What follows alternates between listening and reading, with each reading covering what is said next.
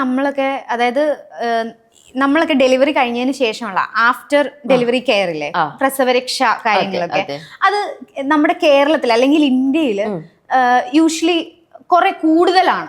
നമ്മൾ ഒരുപാട് ഫുഡ് കഴിപ്പിക്കും, ഒരുപാട് മെഡിസിൻസ് ഇൻക്ലൂഡിങ് ആയുർവേദിക് മെഡിസിൻസ്. പല ഡോക്ടേഴ്സും അതിപ്പോ വേണ്ടാന്ന് വരെ പറയുന്നുണ്ട്. ശരിക്കും അങ്ങനെയുള്ള കാര്യങ്ങളിൽ വിശ്വസിക്കുന്നുണ്ട്. ഞാൻ ആക്ച്വലി കുറച്ച് ലൈക്ക് നമ്മുടെ ഇന്ത്യൻ കൾച്ചർ അല്ലെങ്കിൽ ആ ഒരു രീതി ഉണ്ടല്ലോ, ആ വേ ഞാൻ ആക്ച്വലി നല്ലപോലെ ഫോളോ ചെയ്യുന്ന ഒരു വ്യക്തിയാണ്. അതിനെ ഞാൻ പൂർണ്ണമായിട്ട് വിശ്വസിക്കുന്നുണ്ട്.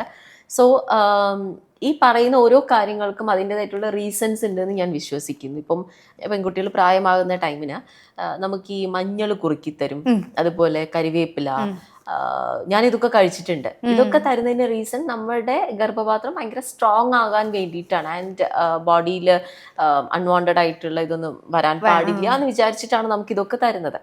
സോ അതുപോലെ തന്നെയാണ് ആഫ്റ്റർ ഡെലിവറി നമ്മുടെ ബോഡി അത്രയും സ്ട്രോങ് ആകാൻ വേണ്ടിയിട്ടാണ് അത്രയും കെയർ ചെയ്യുന്നത്. പോസ്റ്റ്മോർട്ടം കെയർ ഞാൻ നല്ലപോലെ എടുത്തിട്ടുണ്ടായിരുന്നു. ബോഡി ഒഴിച്ചിൽ, അങ്ങനത്തെ കുറേ സാധനങ്ങൾ, വേത് കുളിക്കുക, ഇതൊക്കെ ഞാൻ കറക്റ്റായിട്ട് ഫോളോ ചെയ്തത് കൊണ്ട് എനിക്ക് കുറേ വ്യത്യാസങ്ങൾ ഉണ്ടായിട്ടുണ്ട്. ഞാൻ എന്നെ തന്നെ പറയുകയാണെങ്കിൽ ആഫ്റ്റർ ഡെലിവറിയാണ് ഞാൻ കുറച്ച് ഭംഗി വെച്ചത് ഞാൻ എപ്പോഴും പറയാറുണ്ട്. ഇത് തന്നെയായിരിക്കും റീസൺ. ശരിയാ, നമുക്കൊരു ഗ്ലോ വരുന്ന സമയത്താണ്.